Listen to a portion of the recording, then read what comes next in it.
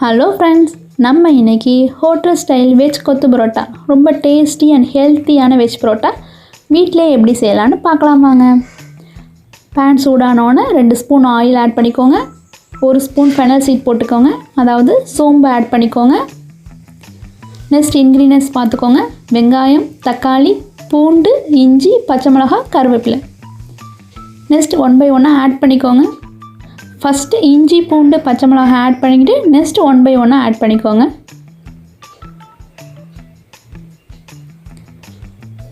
Onion add பண்ணிக்கோங்க, நல்லா fry பண்ணிக்கோங்க.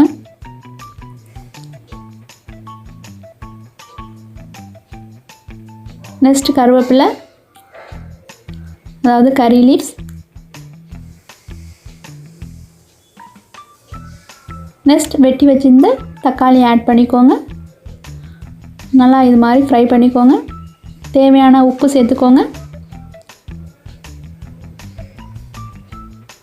ஒரு 1.5 ஸ்பூன் கரம் மசாலா ஆட் பண்ணிக்கோங்க.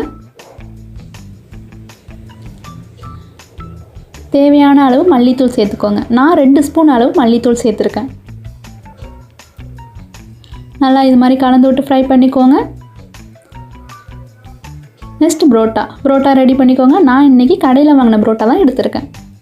இந்த 2 புரோட்டாவையும் நல்லா கட் பண்ணி இது மாதிரி பீஸாக எடுத்து ரெடி பண்ணி வச்சுக்கோங்க.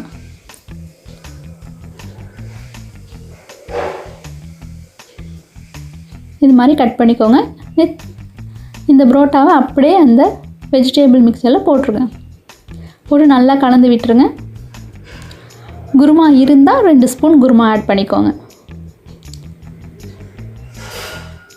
நெக்ஸ்ட்டு அடுப்பை மீடியம் ஃப்ளேமில் வச்சு நல்லா ஒரு டைம் கலந்து விட்டுக்குங்க.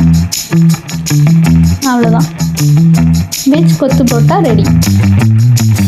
இதில் நீங்கள் முட்டை வேணாலும் முட்டை சேர்த்துக்கலாம்.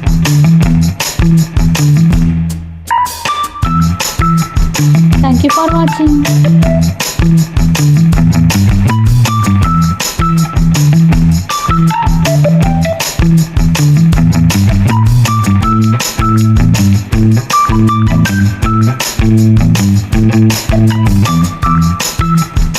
Like and subscribe my channel. Thank you.